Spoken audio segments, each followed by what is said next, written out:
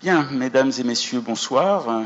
Ravi de vous retrouver à l'occasion de cette cinquième conférence du CEREAP, avec ce soir un invité, Abda Faye. Donc c'est la série des rencontres intitulée Rencontre avec un artiste. Et ce soir, donc, Abda Faye nous a fait l'amitié d'accepter cette discussion qui va se dérouler comme d'habitude, c'est-à-dire que j'ai soumis un certain nombre de questions à Abda Faye de sorte à ce qu'il puisse préparer à la fois les visuels et puis ne pas être surpris par des questions inattendues. Alors, Abda Faye a fonctionné un petit peu différemment d'habitude. Là, il a préparé un système en boucle qui dure 7 minutes, 7 minutes, et qui va tourner en boucle durant toute la discussion. Et il vous a également remis à chacun d'entre vous cette pochette qui vient compléter les images qu'il nous présente et qu'il va très certainement commenter. Donc cette pochette rassemble un certain nombre de reproductions d'œuvres de périodes différentes que vous allez pouvoir conserver parce qu'il a réalisé ce tirage spécialement à votre attention. Voilà, donc c'est très gentil naturellement.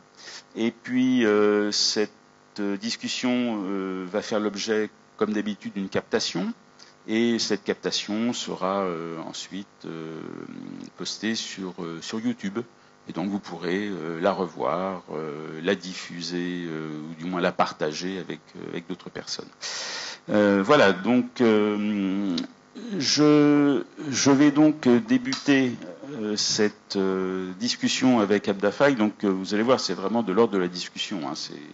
L'idée, c'est de faire quelque chose de vivant et tout en faisant en sorte pour que cette conférence permette au plus grand nombre de découvrir ou d'approfondir la connaissance que nous avons d'Abda Faye. Alors, tout d'abord, ce que l'on peut indiquer, c'est que on a affaire à un artiste qui est vraiment polyvalent.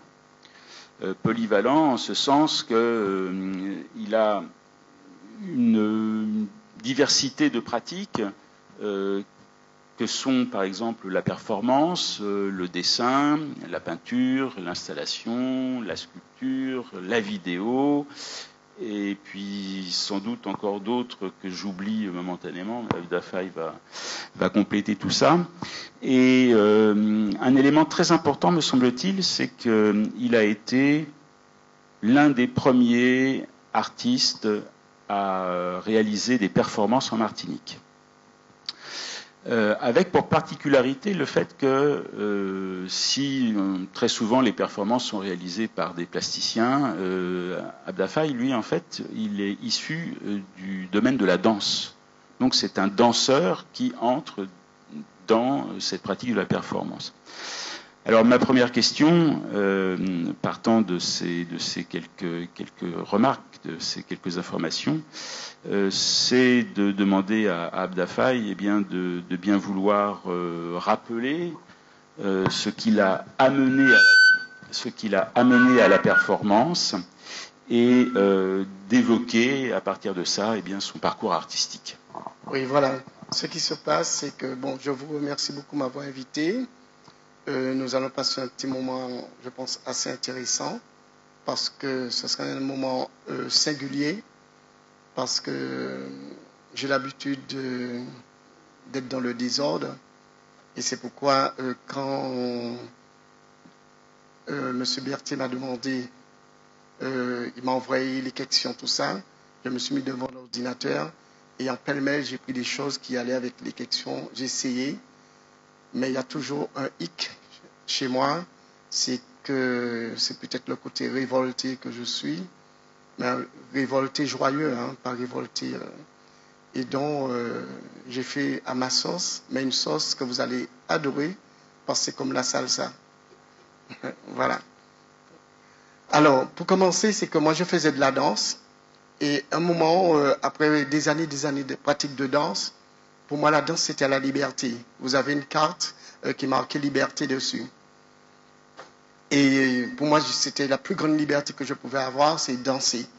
Et finalement, plus je devenais professionnel dans la danse, je me rendais compte que ce n'était pas une si grande liberté, parce qu'à chaque fois que je faisais un mouvement, un faux mouvement, à chaque fois que je faisais quelque chose en dehors de ce que le chorégraphe demandait, on me demandait il y avait une forme de correction, il faut respecter ce que le répétiteur, le chorégraphe, il faut respecter le groupe. Et pour moi, sous des années, ça devenait frustrant. Alors, ce que j'avais trouvé, c'était un copain à moi c'est Zobda, à l'époque qui faisait du yoga, c'est un grand chaman qui vient en Martinique. Et lui, il m'a dit, mais au lieu d'être frustré, pourquoi tu ne danses pas, pourquoi tu ne prends pas un truc que tu as envie de faire, que tu rêves de faire, et que tu n'as jamais essayé. Alors moi, comme je passais près de l'atelier de M. Honorien, avant d'aller prendre mes cours de danse, je regardais tous les élèves artistes qui travaillaient avec M. Honorien. Et puis, un jour, M. Luc Marley m'a vu, il m'a dit, je te vois tous les après-midi ici, avant ta danse, tu peux venir dans mon atelier. Et c'est là que j'ai fait la connaissance de la découpe. Et toute cette frustration de la danse, j'ai fermé ma chambre, j'ai été acheter chez le Kekani 3 couleurs, le marron, ce que j'appelle le marron chair, le noir, pour moi qui est le miroir de moi-même, et le jaune soleil, qui est maintenant je dis toutes les influences, mais à l'époque pour moi c'était le soleil. Et avec ça, je badigeonnais ma chambre partout, etc. À un moment, j'ai voulu mettre du papier parce que la chambre n'avait plus de place pour prendre toute cette peinture. J'avais tout enlevé, même la peinture tombait sur le lit. J'ai décidé de mettre du papier et du plastique.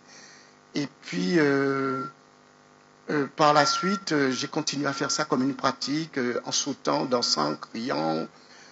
Voilà. Et après, 1 heure après, j'étais prêt à être avec la famille, à manger, à faire des choses et les besoins de la maison. Voilà un peu comment je rentre dans le monde de la performance et le monde de la peinture. Voilà.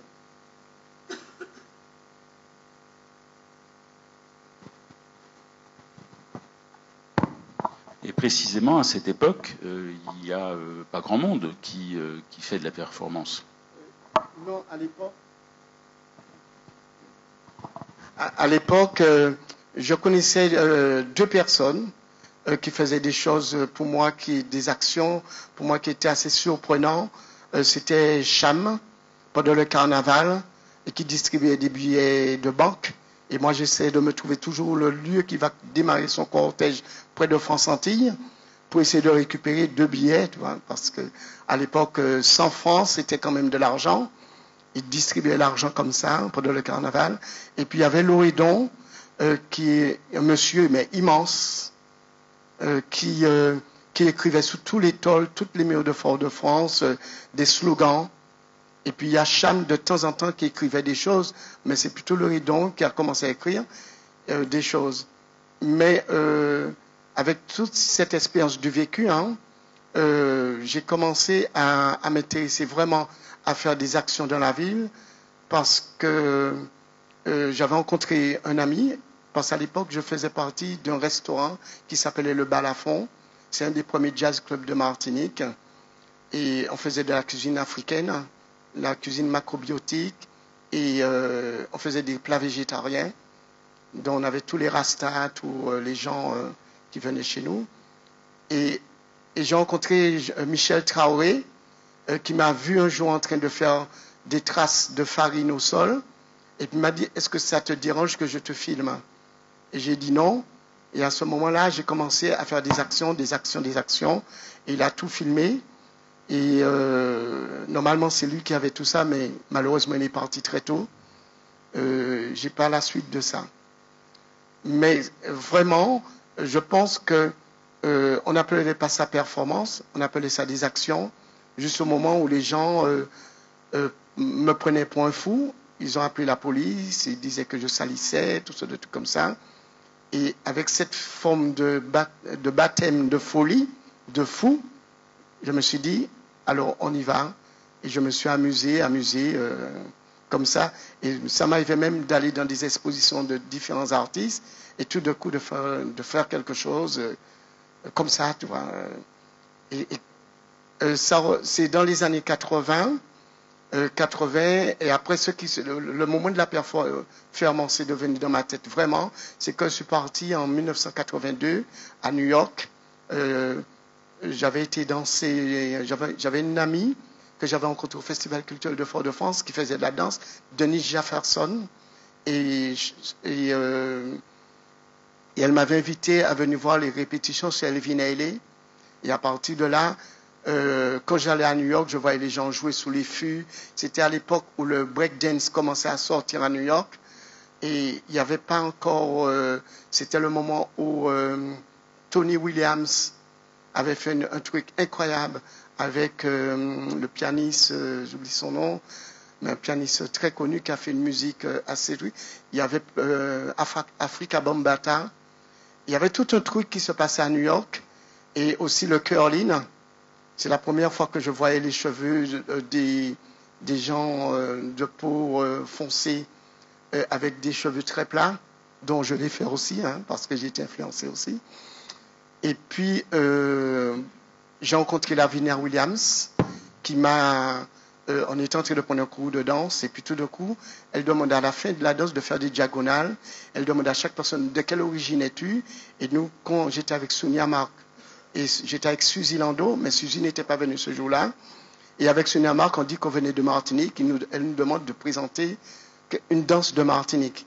On a présenté le Bélia, et puis là, vraiment, le Bélia est devenu les frappés avec des battements, des arabesques, toutes sortes de trucs comme ça. Et donc, et chaque fois qu'on sortait au cours de danse, on passait près de la Factory. Mais maintenant, je sais que c'est la Factory, mais à l'époque, je ne savais pas ça. À l'époque, quand on passait, on voyait ce lieu qui était complètement habillé de papier aluminium. Et puis, il y avait des gens assez bizarres, tu vois. Et puis, on continuait notre route. Mais plusieurs fois, on a hésité à entrer. Et puis, un jour, on a failli entrer. Jeff Desgramax, qui vivait à l'époque au Bronx, est venu nous chercher. Au moment qu'on venait pour entrer, il arrivait avec sa voiture. Et donc, Sonia et moi, nous ne sommes pas entrés. Voilà. Et puis après, chaque fois qu'on passait dans la rue, il y avait toujours des gens qui faisaient des choses. C'était la première fois que je voyais ça, parce que je n'avais pas encore été à Paris. Et puis, quand je suis revenu en Martinique, j'ai voulu faire pareil. Alors, j'ai commencé à faire des actions comme ça. Où un jour, j'ai eu un problème incroyable, c'est qu'à 6 heures du matin, il y a des policiers qui sont venus avec un huissier de justice pour me réveiller chez moi, pour me demander de les suivre. Parce que lors de vernissage sur un coiffeur à la rue Victor Sévère, il y avait un coiffeur qui avait tout un immeuble et qui faisait des expositions. C'est là que j'ai connu, c'est là que Fabrice Di Falco a débuté la chanson. Et c'est là, on m'appelle, on me dit, venez nous suivre, tout ça. Si vous ne venez pas, on vous met la menotte et vous allez avec nous. Alors j'ai dit non, calmez-vous. Ils m'ont amené à la rue Victor Sévère, près de Chalonneau. Et le soir, j'avais fait une installation. Je ne savais pas que c'était une installation, parce que n'oublions pas que je viens de milieu de la danse, je ne viens pas de le milieu plastique. Et là, j'apprends que c'est une installation. Ils ont cru que c'était un Quimbrois. Quelqu'un m'a filmé et m'a photographié. Et la personne a donné à la police ma photo. Ils sont venus me voir pour me demander, avec l'huissier, est-ce que c'est un Quimbrois? Alors j'ai expliqué non, c'est quelque chose d'artistique, c'est un jeu, tout ça. Et là, ils m'ont laissé tranquille. Et puis le dernier truc que j'ai eu qui était assez grave, c'est que le CMAC, Madame Ojak, à l'époque, Fanny, organisait le festival de jazz tous les 2 ans. Et là, elle m'appelle un jour, elle me dit, c'est pas elle qui m'appelle, c'est Madame Delors qui m'appelle, qui me dit, Abda Faye, il y a le festival de jazz, on aurait aimé faire quelque chose à l'aéroport du Lamentin. Alors j'ai dit, ouais, moi, qu'est-ce que je peux faire? Moi, je ne fais pas une peinture comme les autres peintres. Ce que je fais, c'est vraiment, c'est pas présentable, tout ça. Elle me dit, mais tu as l'habitude de faire des choses dans la rue qu'on voit, il faut faire quelque chose. Alors finalement, je fais une installation. À l'époque, à l'aéroport, il y avait un étage et en bas, il y avait une sorte de petit jardin qui avait des téléphones. Et là, j'ai fait toute une installation et j'ai dépassé l'espace qu'on m'avait donné. Comme d'habitude, je fais toujours le contraire de ce qu'on me demande. Et à partir de là, il y a la police qui arrive, qui me dit qu'est-ce que c'est ce truc, est-ce que je me crois dans une campagne, tout ça. Alors j'ai dit appelez Fanny Odiak. Et Fanny Odiak arrive toute énervée, qui dit mais Abdel Faye, je t'avais dit de faire un truc, mais je n'avais pas dit de faire un truc comme ça, tu te rends compte, c'est pas bien. Jean-Claude Bonne arrive. À l'époque, Jean-Claude Bonne était le directeur de l'aéroport.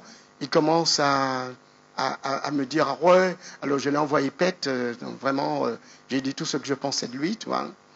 Et puis quand Fanny est arrivée, j'ai dit à Fanny, tu m'as demandé de faire un travail, j'ai fait le travail, maintenant vous faites ce que vous voulez avec. Et je suis parti.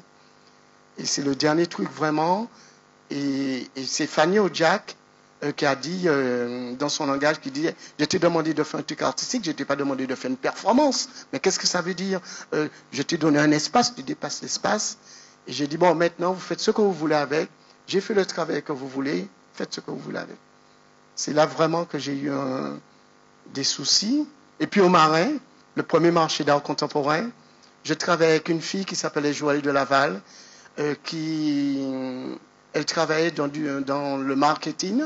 Elle faisait la publicité d'une couche de culotte qui s'appelle Ingis. Et elle m'avait donné toute...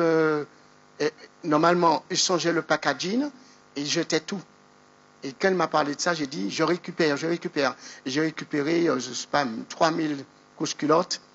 Et ces 3000 couches culottes, j'ai décidé, je me souviens pas pourquoi je l'avais fait, mais j'avais commencé à faire toute une installation en face de la cathédrale. Et idem, il y a l'ambulance qui arrive avec des gens qui disent monsieur, calmez-vous. J'ai dit, qu'est-ce qui se passe? Je me mets assis, et puis il me dit, il y a quelqu'un qui a dit qu'il y a un fou qui met des choses partout. Alors j'expliquais le concept que je suis un danseur, que ceci. À l'époque, je ne disais pas que j'étais un artiste, parce que je ne savais pas ce que ça voulait dire. Et j'ai commencé à parler de je suis un danseur, on fait des choses, tout ça, mais ça n'a rien à voir. Et après qu'on a terminé, on enlève tout. Et ils m'ont laissé tranquille. Mais par contre, au Marin, le maire du Marin, Rodolphe Désiré, on a fait le marché d'art contemporain avec un nombre d'artistes. On a décidé, j'ai apporté l'idée, parce que j'avais participé à Indigo en Guadeloupe, qui était une grande rencontre d'art caribéen. C'est là que j'ai rencontré Luz Severino. Et à partir de là, j'ai dit, il faut faire la même chose en Martinique. Alors, j'ai fait des réunions avec les artistes, on a discuté, on a vu tout ça, et puis il n'y avait pas de lieu. Alors, le maire du Marin, qui est un peu fou, parce qu'à l'époque, il y avait André Pierre-Louis, mon Chourachi, qui était là, m'a dit, ne t'inquiète pas, je vais lui parler, on va pouvoir faire quelque chose. On va récupérer le marché. Parce qu'à l'époque, le marché était vide, il n'y avait rien. C'est resté près de 4 ans vide, et à partir de là, on a commencé à réfléchir comment faire des stands. Et moi, je suis venu avec mon crayon. J'ai dit, le panneau de contrepaquet fait 1,20 m, on va mettre 2, ça fait 2,44 m. Chaque artiste aura 2,44 m sur 2,44 m. On le partage et tout ça. Et on a terminé le montage de tous ces panneaux, tout ça, 2 heures avant que les artistes s'installent. Et les gens sont venus au vernissage et les artistes étaient en train de s'installer. Et là, je me suis dit, qu'est-ce que je dois faire avant que les gens arrivent au marché? Alors, j'ai décidé de prendre les couches culottes. J'ai demandé à ma compagne de m'amener des couches culottes.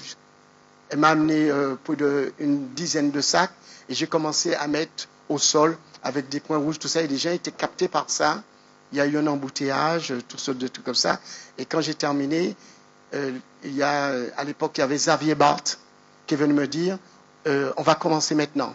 Parce qu'à l'époque, au moment qu'on a fait le marché d'art contemporain, on ne voulait pas faire un vernissage guindé, on a voulu faire un vernissage populaire.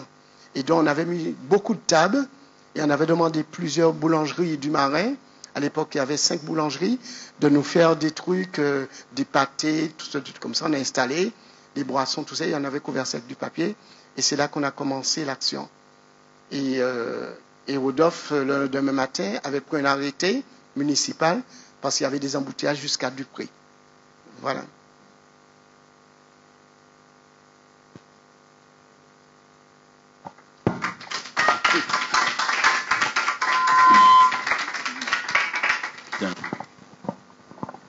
Merci.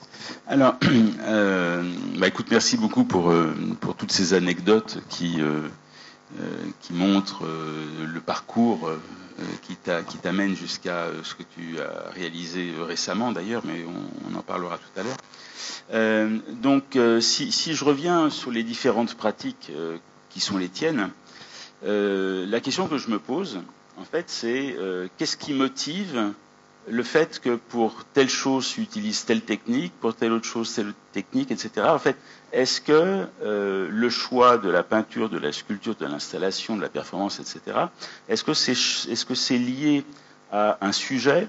Est-ce que c'est lié à une thématique? Ou bien est-ce que d'une pratique à une autre, il y a quelque chose de récurrent?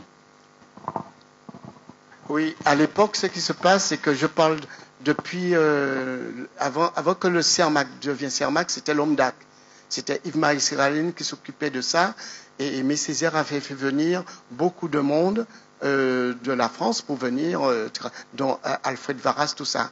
Et dès que j'ai su, parce qu'Aimé Césaire était venu avec plusieurs administratifs, arpenter le terrain que mes parents avaient récupéré à Grosse-Roche. Parce qu'il y a des voisins qui nous avaient vus. On vivait dans une maison terre battue à Canal-Trénel. Et les voisins ont dit, ah non, vous ne pouvez pas vivre là avec des enfants. Venez, on a un bout de terrain près de la rivière.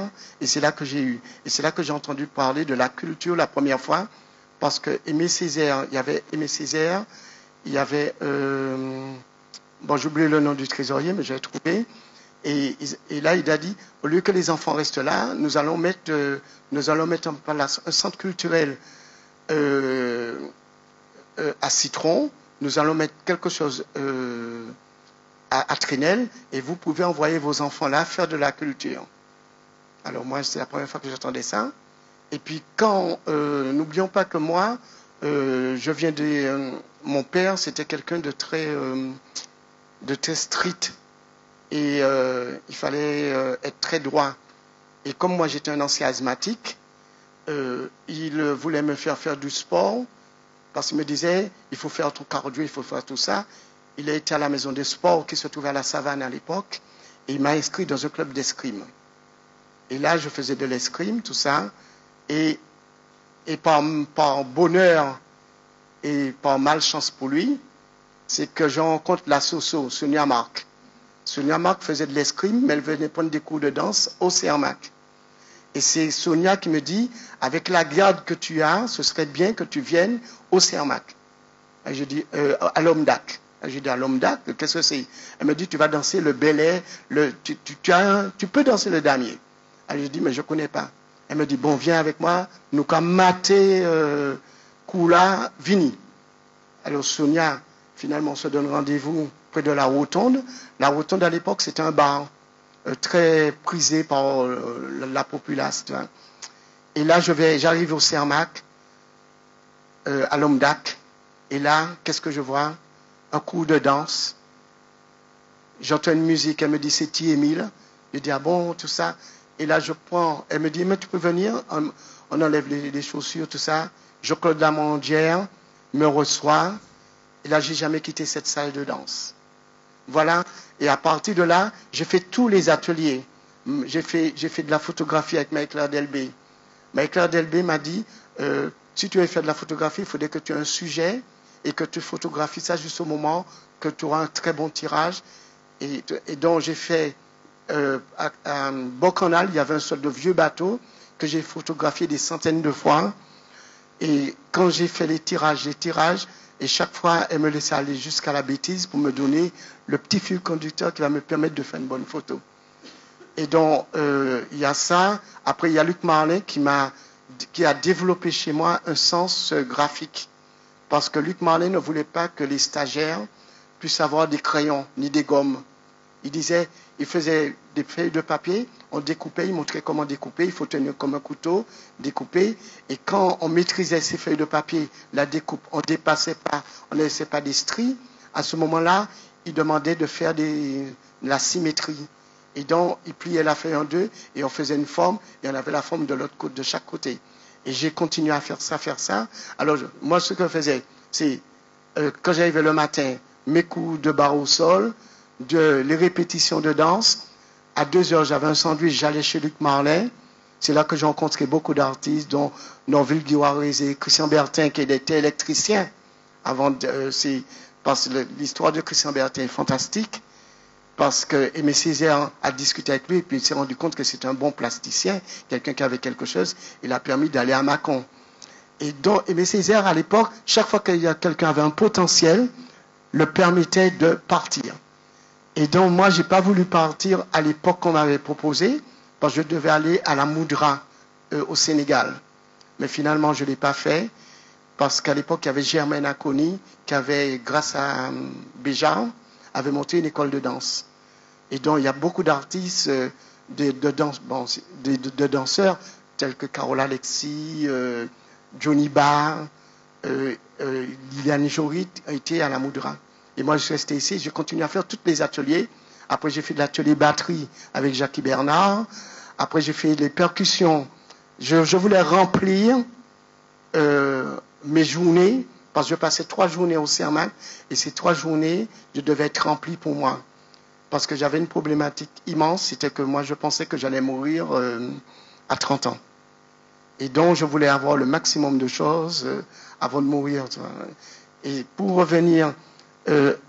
c'est-à-dire que moi, je ne connaissais rien en peinture. C'est parce que j'ai beaucoup regardé, pendant que j'attendais le cours de danse, tous les gens travaillaient à l'atelier honorien. Et là, tu vois, il y avait un gars qui s'appelait Conrad, qui avait un dessin, qui avait un truc incroyable. Et moi, je rêvais un jour que je pourrais dessiner comme lui. À l'époque, il y avait Daniel Acamar. Il y avait Patricia Donacin qui était toute petite à l'époque. Et donc, je regardais tout ça, et puis après j'allais faire mon cours de danse. Et puis un jour, j'ai décidé que je fais de la peinture. Mais comme je n'avais pas les coups de crayon, tout ça, alors j'ai rempli des bouteilles de bière, de la peinture, de la gouache. J'ai acheté la gouache, j'ai rempli toutes les bouteilles. J'ai mis mon morceau de tissu sous le mur. Et puis j'ai commencé à balancer des bouteilles. Et puis pour moi, ce qui était intéressant, le but c'était que la bouteille s'éclate et que ça puisse donner des giclures partout, donner quelque chose. Et puis j'ai rencontré Pierre Lucette, qui était quelqu'un de très important pour moi. Parce que c'était un journaliste, un peu loufoque, mais un journaliste vraiment avec son chapeau bacois, avec sa pipe, tout ça. Il est venu me voir et me dit, qu'est-ce que tu fais là? J'ai dit, je fais des projections, tout ça. Il me dit, ah bon? Et puis depuis ce jour-là, il a commencé à discuter avec moi. Et puis, il y avait un concours avec l'art DTM. L'art DTM, c'était l'équivalent du CMT. Et c'était eux qui étaient responsables des animations dans les hôtels, tout ça. Ils ont fait un concours de peinture. Et pour faire une affiche, et j'avais gagné le 2e prix de ce truc-là. Et puis à partir de là, j'ai eu, une forme de fierté, d'ego, tu vois. Et puis je me suis dit, il faut que je commence à faire de la peinture. Alors j'ai commencé à faire des formes, toutes sortes de choses avec les couleurs, les trois matières que j'avais, qui étaient la peinture marron, le noir et le jaune. J'ai fait des compositions, tout ça. Et puis un jour, Pierre Lucette me dit, bon, tu sais, il faut savoir ce que tu veux faire. Si tu veux faire de la danse ou si tu veux faire de la peinture. Et on discute à la rotonde. Et puis il me dit, il y avait Paulo Athanase, à l'époque, qui est un chanteur de Belay, conteur aussi. Et là, il commence à se moquer de moi. Et puis il me dit, mais tu ne bois pas d'alcool, qu'est-ce que tu fais avec le verre? Et puis il me dit, le verre, c'est une forme de morphisme. Alors moi, Je ne sais pas ce que c'est morphisme. Alors, je vais dans le dictionnaire, je regarde tout ça. Et puis, il y avait les ateliers du CERMAC, parce qu'à l'époque, le CERMAC faisait ce qu'ils appelaient multi-ateliers. Il y avait un spectacle, il y avait des expositions, et puis il y avait des artistes, des gens, des stagiaires qui proposaient des choses. Et moi, j'ai proposé un véromorphisme. Alors, moi, je suis très content, véromorphisme. On me dit, qu'est-ce que c'est? J'ai dit, vous allez voir, c'est de la danse avec des bouteilles, tout ça. Et j'ai eu un mur, à l'époque, j'ai eu un mur à l'entrée du CERMAC. Et là, j'ai commencé à faire des pas de danse et j'ai balancé mes verres de bouteilles sous la toile et ça donnait des peintures. Et comme il y a quelqu'un qui passait, qui avait beaucoup aimé ça, il m'a dit, est-ce qu'il peut avoir un morceau? J'ai dit oui, mais je le vends. Et puis il m'a dit, je te donne 100 francs et je veux un grand morceau. Et cette personne, c'était Pierre Audenay, qui était huissier de justice, qui est parti très tôt et qui m'a beaucoup aidé parce que comme j'avais un loyer, j'avais besoin de faire des t-shirts pour vivre, tout ça. Et il m'achetait des t-shirts pour sa famille, il m'achetait des petites peintures, des trucs comme ça. Pendant des années, il a fait ça. Voilà. Alors c'est pourquoi je suis dans le désordre dans les matières. Moi, dès que j'ai envie de peindre, je prends n'importe quelle matière et puis je fais des expériences. Et puis ce qui est super intéressant, c'est qu'il y a des artistes tels que Norville Guiwarézé, Christian Bertin, qui me dit « Mais Abda Faye, tu te rends compte, tu fais une peinture, il y a des craquelures, tu as mis trop de cicatifs, tu as mis trop de matière, il faut... » Et moi, ça rentre là. Et puis voilà, comme ça, j'ai évolué techniquement. Et puis j'ai essayé de trouver des choses. Voilà. Alors, du coup, la question suivante, elle s'impose. J'en déduis que ce n'est pas le sujet qui t'oriente sur telle ou telle technique. Voilà, c'est quelque chose qui te vient comme ça. Et ces différentes pratiques, est-ce que tu les considères comme étant autonomes les unes par rapport aux autres, ou est-ce que tu les conçois comme étant complémentaires? Alors, à l'époque, quand je dis à l'époque, ça remonte de 1980. Un moment, la Martinique était trop petit pour moi. Je me sentais un peu gonflé. Comme on dit, nous sommes jeunes, on a le truc. On dit, ah non, mais je vais plutôt... ici, j'arrive pas à vendre, j'arrive pas à faire des trucs comme ça. Ce que je fais, et puis il y a des copains qui me disent, si tu viens à Paris, tu seras bien, tout ça. Et finalement, je pars à Paris. Mais je décide de faire une lettre pour le maire de Fort-de-France. Je lui dis que, monsieur le maire, voilà, je sens que j'ai un potentiel plastique. Comme je discutais avec tout ce monde-là, comment il s'appelle encore, Conrad, Akama, Miguel Marajo, tout ce monde-là. Et je dis, maintenant, comme pour moi, je sens que j'ai quelque chose de plastique, je peux devenir un plasticien, un artiste contemporain. Surtout ce que je fais, c'est de l'art contemporain, tout ça. Et puis, le monsieur me regarde d'une façon, il dit, mais qu'est-ce qu'il est allumé, ce mec? Et après, tout de suite, il me dit, bon, si vous trouvez une école, je peux pas vous donner, je peux pas dire que je vais vous donner une aide, mais tout dépend de ce que vous trouvez, je vais peut-être vous aider. Alors finalement, il y a des copains à moi de Paris qui me disent, qui m'envoient un dossier de l'école de Beaux-Arts de Paris. Et finalement, je suis très content, je remplis le dossier, tout ça. Et puis après, j'amène le dossier pour le maire. J'ai dit, voilà le dossier, je l'ai envoyé, tout ça. Il me dit, bon, ok. Et quand vous avez une réponse, vous passez me voir. Et là, j'ai une réponse qui me demande de passer un entretien. Mais ce que je faisais, c'était avec le recul, c'était très, très, très mauvais. C'était vraiment horrible, hein, avec le recul maintenant. Mais à l'époque, comme on était jeune, on est un peu prétentieux, tout ça.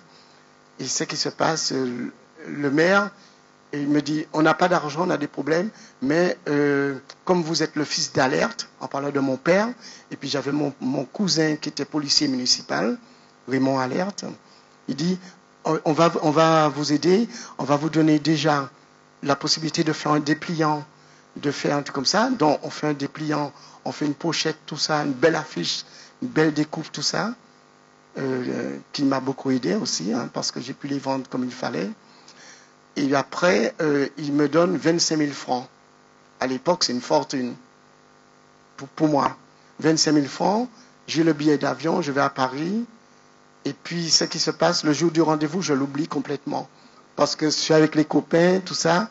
Et quand je vais voir la personne que je vais voir, me dit, oui, le jour est passé, tout ça, mais vous pouvez être en auditeur libre. Je dis, bon, ok. Et puis, bon, je dis rien, hein, je continue ma petite vie à Paris. Et puis, je rencontre des artistes, tout ça.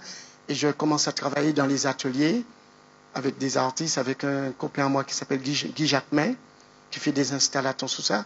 Et avec les peintres de Montmartre, Médani, qui était président de l'association des peintres de Montmartre. Et là, il y a tout un truc qui se passe et je commence à travailler.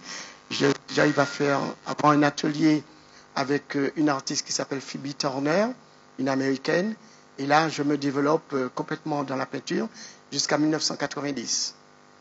Et là, ce qui se passe, 1990, je rencontre une femme vraiment qui me dit, je vis au Canada, ce serait bien que tu viennes à Montréal. Alors finalement, je prends mon billet, je vais en Martinique, et je dis, bon, je vais arranger les choses en Martinique. Je vais passer quand même 1 semaine, 2 semaines en Martinique.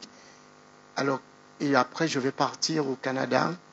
Et quand j'arrive en Martinique, je propose une exposition. Je fais une exposition, mais je vends presque tout. Je suis tout étonné. Bon, à l'époque, c'était des prix entre 50 francs, 100 francs, 200 francs. Ça ne dépassait pas ça. Mais c'était de l'argent quand même. Et puis, ma copine de Montréal me dit, Abda Faye, bon, c'était pas encore Abda Faye, hein. Elle me dit, Jean, tu sais, le problème, c'est que je vais aller vivre en Haute-Volta. Alors je dis, mais moi, j'ai rien à faire à Haute-Volta. Et puis elle me dit, tu vas venir me rencontrer, et si ça fonctionne, ça fonctionne. Et si ça ne fonctionne pas, tu retournes où tu étais. Alors finalement, je vais en Haute-Volta, je reste 2 semaines, ça me fatigue complètement, et je retourne en Martinique. Et là, je retourne au Cermak, je commence à travailler, je fais mes t-shirts, je fais mes trucs comme ça. Et puis tout d'un coup, il y a Aimé Césaire qui dit qu'il y a une réunion au Cermak, parce qu'à l'époque, le bâtiment du Cermak, qui est en ruine là, tous les lundis, le Cermak organisait des réunions pour voir comment les gens des centres culturels organisaient les choses avec Jean-Paul Césaire, pour savoir quelle organisation faire pour mettre la culture à la portée de tous. Et là, j'entends qu'il y a un voyage au Sénégal, la quinzaine martiniquaise au Sénégal.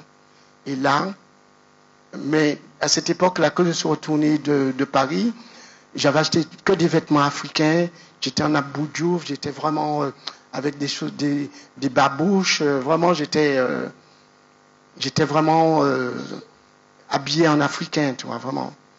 Et puis là, Boudoum, Josie Michalon me dit, Abda Faye, nous allons présenter Sinel et Mosaïque là-bas. Et Sinel, comme je faisais le diable dans Sinel, j'étais incontournable, j'étais content, parce qu'il n'y avait pas de personne qui pouvait me remplacer. Et Mosaïque, j'ai dansé avec les trucs de Mosaïque, tout ça. Et donc on se retrouve au Sénégal. Et là, le choc qui fait que je prends conscience de beaucoup de choses. Quand je discute avec les gens me parlent des ancêtres, de tout ça, de tout comme ça. J'arrive à Gorée, je vois cette porte-là, je regarde tout ça, et puis après je reviens complètement, pendant 2 mois, je suis complètement chamboulé, parce que je me dis,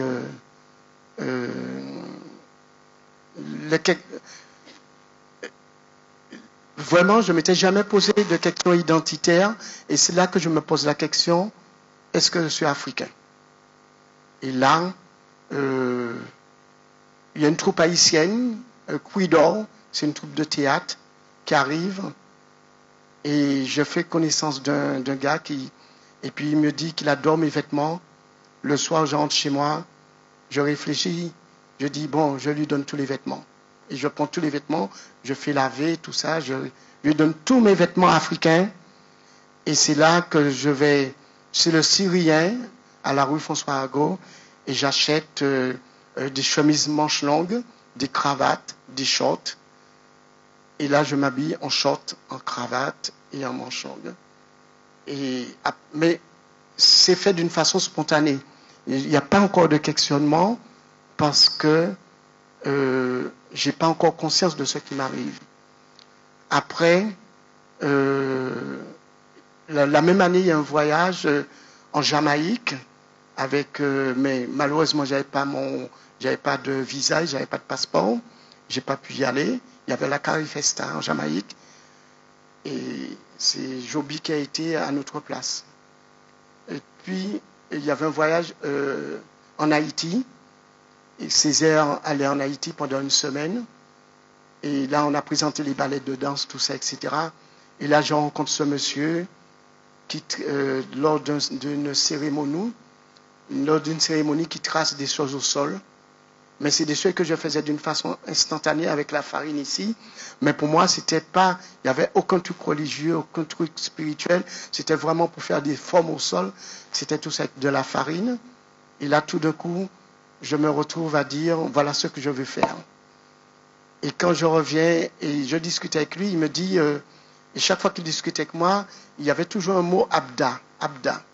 Alors, et à la fin, je dis, qu'est-ce que c'est? Il me dit, il me répond pas et puis d'une façon furtive, il me dit, quand tu déposes du sucre en doigt, il y a beaucoup de fourmis qui arrivent. Parce que c'est un monsieur qui vivait seul. Et quand j'ai commencé à le fréquenter, il y a beaucoup de personnes qui venaient et on faisait des dîners chez lui.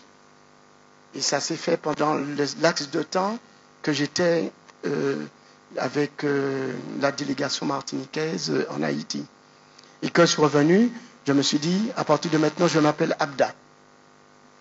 Et là, Abda, il y a des gens qui se moquaient, qui disaient Abdallah, des trucs comme ça, mais je trouvais que ça sonnait pas très bien. Puis j'ai commencé à chercher un mot pour mettre Abda Jean, Abda John, tout ça. Et puis il y a un copain que j'ai rencontré au Sénégal, un tisserand, un artiste tisserand, qui s'appelle Faye Diop. Et là, il m'envoie ce truc-là, et puis je fais Abda Diop, ça fonctionne pas. Abda Faye, ça fonctionne. Je demande à plusieurs personnes autour de moi, qu'est-ce que c'est? Il me dit, ah ouais, ça fonctionne. C'est musical, c'est tonique, c'est très beau. Alors finalement, je l'adapte. Comme moi, je suis français, je change le mot. Au lieu de mettre F-A-Y-E, je mets P-H-A-I-Trima. Et à partir de là, Abda Faye commence. Et là, je commence à lire des livres plus savantes, hein, même si je lisais les pièces de théâtre qu'on nous proposait au CERMAC, un truc comme ça, Christophe, tout ça, mais je lisais ça comme je lisais un livre. Il n'y avait aucune intention d'instruction pour moi. C'était comme si je lisais un Zambla, un Blake le Roc, tu vois. Et là, à partir de là, il y a Norville Guiwarizé qui arrive et qui me donne un livre, Peau noire au masque blanc. Il me dit, ah, mais tu devais lire ça. Je sais que tu lis pas, mais tu peux lire ça. Et là, je commence à lire là. Et là, tous mes questionnements sur mon africanité, je commence à le poser. Et puis là, je commence à prendre conscience que la plupart des livres que j'avais de Aimé Césaire, que je lisais simplement pour le théâtre, tout ça, était quelque chose de fondamental. Et c'est là que j'ai commencé à comprendre le sens de la négritude. Et là, à partir de là, j'ai commencé à faire des discours, préparer des discours avant mon exposition. Et là, Pierre Lucette arrive, il voit l'exposition, il regarde. J'avais fait que des masses en découpe. Et là, il me descend complètement. Il me dit, oh, bon, c'est n'importe quoi. Si tu fais la peinture, si tu fais des expositions, maintenant, il faut savoir ce que tu fais. Tu ne peux pas être au four et au moulin. Il faut vraiment faire quelque chose. Et puis il me dit, moi, je ne peux pas écouter sur un torchon comme ça. Vraiment une engueulade. Vraiment, je voyais mon père en face de moi en train de m'engueuler. Et là, je commence à faire de la danse de moins en moins, parce que mon corps, les grands écarts, les battements, tout ça de trucs que je faisais, Après 5 minutes d'échauffement, j'avais besoin de 2 heures pour avoir un échauffement, pour faire un petit truc à peu près. Et j'ai commencé à quitter la danse au fur et à mesure. Et je dis la flamme de la danse est entrée dans la peinture. Et c'est à partir de là que j'ai commencé à me perfectionner, à connaître les techniques, à poser des questions à Hector Charpentier. Mais c'est vrai que si j'ai fait la peinture, si je suis là maintenant, c'est parce que tous les gens, Hector Charpentier, Luc Marlin, tous les copains, parce que tous les copains entre-temps sont partis. Il y a quelqu'un qui m'a vraiment aidé au maximum au niveau du langage et qui me disait que si je dois dire un juron en créole, il ne faut pas avoir peur de le dire, c'est Christian Bertin, parce que j'ai appris à parler le créole très tard, j'ai appris à parler le créole que j'avais 18 ans. Et là, je savais que ça voulait dire tout ça, mais je ne le parlais pas. Et c'est à partir de là que j'ai commencé à écrire des choses sur le travail. Je regardais le dictionnaire syncrétisme. Alors je me dis syncrétisme et apport de telle chose à telle chose. Et je me dis dans la peinture, est-ce qu'il peut y avoir un syncrétisme? Et puis j'ai dit oui, mais si je mélange tout, ça va donner quelque chose. Et donc, comme je ne suis pas peintre, je n'ai pas de formation de peintre, je n'ai pas tout ça, je me suis dit, c'est comme l'espace. Il faut mettre tous les éléments qu'il faut, les éléments symboliques, en tenant compte de cours, jardin, le lointain et l'avant-scène. Et avec ça, il faut construire un discours qui va me permettre que les gens vont voir que j'ai progressé et que je deviens quelqu'un de différent. Et c'est à partir de là que j'ai commencé mon exposition suivante, je l'ai appelée syncrétisme pictural. Ça veut dire syncrétisme pictural pour moi, c'est tout ce qui existait au niveau de la peinture. Comme je viens du monde de toutes les ancêtres, hein, qu'ils soient européens, amérindiens, africains, tout ça, mélangés qui donnent une sauce. Et cette sauce-là, je mets ma propre vie actuelle là-dedans et qui donne une image, qui donne un geste, qui donne un parcours. Il y a des gens qui appellent ça des symboles, mais je n'appelle pas ça des symboles. J'appelle ça des glyphes. Ça veut dire que c'est quelque chose qui sort de moi d'une façon inconsciente, mais comme je commençais à réfléchir, j'étais obligé d'aller très loin pour trouver l'inconscient. Voilà un peu pourquoi je voyage dans toutes les techniques pour arriver en 2022, pendant le Covid, où je prends encore une claque et je commence à regarder. Il y a mon voisin, j'ai mis toutes mes toiles, une quantité de toiles, environ 3000 à 4000 toiles chez lui, et son frère a pris des chiens, et il a acheté de la nourriture pour chien, il a mis sous les toiles, même si les toiles avaient un morceau de bois, il a mis sous les toiles, et après il y a une évasion de rats. Et là, ça m'a permis de revoir toutes les peintures que je faisais. Bon, j'ai brûlé, j'ai jeté beaucoup de choses, mais en même temps, j'ai pu garder. Et c'est là, j'ai commencé à avoir un regard plus critique, très, très critique sur ce que je faisais. Et là, je me suis dit, il faut déconstruire tout ça.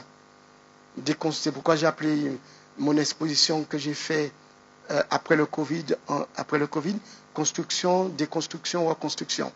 J'ai déconstruit tout ça, j'ai déconstruit le discours, et voilà, et j'ai pu faire cette exposition.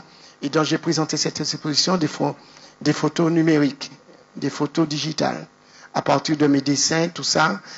Et là, je suis toujours en train de déconstruire, essayer de reconstruire, de prendre des peintures de quelques années, de le déchirer, de faire un peu comme Jean Harpe, le jeter au sol, regarder ce que ça peut faire, de refaire des compositions. Je suis vraiment en apprentissage là en ce moment de cette reconstruction. Alors, comme on peut le voir sur un certain nombre d'images qui passent en boucle, ton travail pictural est généralement un travail figuratif. Un travail figuratif non anecdotique, mais qui nécessite un décryptage. On voit d'ailleurs qu'il y a certaines formes qui sont des formes récurrentes, comme le croissant de lune, le poisson, certains graphismes, etc. Et donc, ce que je voulais savoir, c'est en fait, qu'est-ce qui se dit dans tes œuvres, quel est le message qui est véhiculé, quelles sont tes intentions, voilà, quel est le soubassement qui est à l'origine de tes créations? Alors, ce qui se passe, c'est que ce que j'ai oublié de dire, c'est qu'il y a un artiste qui a pris la place d'Honorien, qui s'appelle René Louise, qui est venu à l'atelier du CERMAC, qui a complètement aussi chamboulé les choses. Il avait une autre façon de gérer son cours. Toujours moi, en tant que voyeur, je regardais, tu vois. Et René Louise a commencé avec c'est à l'époque où le groupe fromager s'est créé, et le groupe fromager avait une autre façon de représenter la peinture. C'était pas simplement un tableau au mur, mais il y avait tout un côté spirituel qui me manquait moi dans le travail que je faisais à l'époque. Et donc, ce qui était intéressant, c'est que je suis un caméléon, hein. Je regarde tout ce qui se passe et puis tous les invités du Festival culturel de Fort-de-France, parce qu'il y avait Afro Cobra qui était un des invités du Festival culturel de Fort-de-France, qui était invité par le groupe fromager, que j'ai rencontré. Mais j'ai rencontré beaucoup de monde et tous ces gens-là m'ont permis, tu vois, par ma propre curiosité, parce que je pouvais très bien les rencontrer et ne rien faire, par ma propre curiosité, à construire une façon de pratiquer. Et ce que je faisais en dilettante, exemple les installations, j'ai cherché à mieux comprendre mes origines amérindiennes. J'ai essayé de mieux comprendre, à chercher les différentes origines pour quand je fais un travail, pour que je puisse arriver à avoir un très bon rapport. Et donc, un rapport avec le temps et l'espace, le lieu que je vis, qui est la Martinique. Et là, j'ai commencé à écouter les vieux, parce que n'oublions pas, avec la danse, on allait rencontrer les gens dans les campagnes, à Sainte-Marie, à Basse-Pointe, tout ça.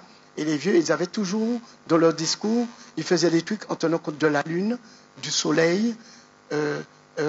Il fallait pas marcher en arrière, parce que quand tu marches en arrière, dans tel espace, ça fait telle chose. Et donc, j'ai emmagasiné tous ces savoirs qui me venaient comme ça. Et donc, et le Belay, l'espace Belay,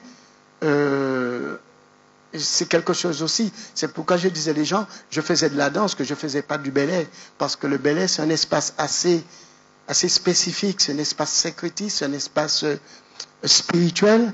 Et moi, j'ai pas cette spiritualité aussi profonde pour faire du Belay. Moi, je faisais du spectacle. Je m'inspirais du Belay, je m'inspirais du Ladja, je m'inspirais de la rotaille, je m'inspirais de tout ça pour faire du spectacle. Mais je peux pas dire que je suis un danseur de Belay, même si je connais tous les pas, etc. Mais j'ai pas le petit truc qu'on retrouve dans les soirées Belay quand tu as Mon Désès qui te met dans quelque chose, tu vois. J'avais pas ça. Et dans la peinture, c'est pareil. Et c'est avec toutes les expériences que j'ai vécues, avec toutes les rencontres que j'ai faites, avec tous les discours, tous les débats, tous les trucs comme ça, ça m'a permis d'avoir une réflexion, ça m'a construit. Je suis un autodidacte. Et donc, les erreurs, ça fait partie de mon travail, des choses, etc. Et pour moi, l'erreur, et dont ça vient de Luc Marley, c'est là que commence la création. Et ce qui est intéressant pour moi, c'est comment, maintenant, en 2024, qu'est-ce que je vais proposer comme ce que j'appelle une œuvre qui va vraiment marquer tout le travail que j'ai fait pendant ces 40 années. Voilà. Mais là, jusqu'à présent, je suis en apprentissage, même si j'ai des choses qui tiennent la route. L'exposition chez Clément, ça tenait la route. L'installation, espacement, je gère l'espace. Symboliquement, au niveau de spiritualité, je le gère. J'essaie de le gérer. L'informatique, grâce à mon fils, Je le gère, la vidéo, je gère la numérisation, je gère tout ça. Mais maintenant, je dois trouver quelque chose qui me rend profondément, peut-être que je suis utopiste, hein. Je me dis que quand je ne serai plus là, les gens vont dire, ah, ça c'était un Martiniquais qui le fait, sans l'avoir vu. Ils disent, ah, ce travail-là, c'est un Martiniquais. La personne ne doit pas hésiter. Mais je suis très, très, très loin de ça, parce que c'est pourquoi j'ai appelé mon livre Martinicanité nègre. C'est un pléonasme exprès, parce que moi, j'aime pas les thèmes afrodescendants, martinico, indo, j'aime pas tout ça. Ça, c'est moi, ça, c'est mon domaine. Hein. Je ne demande pas les gens de penser comme moi. Mais je pense que quand on vient du monde, quand on est un État arc-en-ciel, on n'a pas besoin de revendiquer une africanité, on n'a pas besoin de revendiquer... on est tout ça. On est tout ça, on n'a pas besoin de faire ça. Et donc, je me rends compte de plus en plus, je deviens très bon dans le discours écrit, parce que je me pose tout le temps des questions, et puis j'ai des livres de chevet, qui est le livre de Cheikh Anta Diop, le discours antillais, Peau noire, masque blanc, tous ces livres-là, chaque fois que comment il s'appelle, Guy Carbon-Masson, sur le côté économique de la Martinique, parce que le problème de la Martinique aussi, c'est un problème économique immense. C'est-à-dire, on veut avoir le pouvoir, on veut avoir des choses, mais on n'a pas l'économie. Et même les gens qui ont l'économie ne font pas fonctionner les choses comme il faut pour les artistes. Parce que moi, je me dis, un pays, je disais un pays, mais moi, je ne considère pas la Martinique comme un pays. Ça, c'est moi encore. Mais je me dis, un espace comme la Martinique, qui est un lieu, qui est un territoire, en dehors de la France, mais fait partie de la nation française jusqu'à nouvel ordre. Je dis que si on avait, comme Haïti, République dominicaine, même certaines autres îles, si on avait un pouvoir, s'il y avait une bourgeoisie locale qui aiderait les artistes, la Martinique serait très, très, très au niveau de l'art contemporain. Voilà ce que je pense. Et puis, on parle de maintenant. Maintenant, ce qui se passe, c'est que moi, je suis très content d'être là avec vous, de parler de ce que je fais actuellement. Actuellement, ça commence pour moi à partir des années 2000. Ça commence à partir de 2000, où j'avais appelé mon exposition Abda Faye avec le siècle. Voilà. Alors, avant de poursuivre sur les aspects un peu théoriques, peut-être même un peu polémiques, mais avant, je voulais savoir si... alors, tu as beaucoup évoqué de noms de personnes qui ont compté dans ton parcours, qui t'ont influencé, mais est-ce que il y a des artistes dont tu te sens proche du point de vue artistique et qui peut-être influencent ta pratique?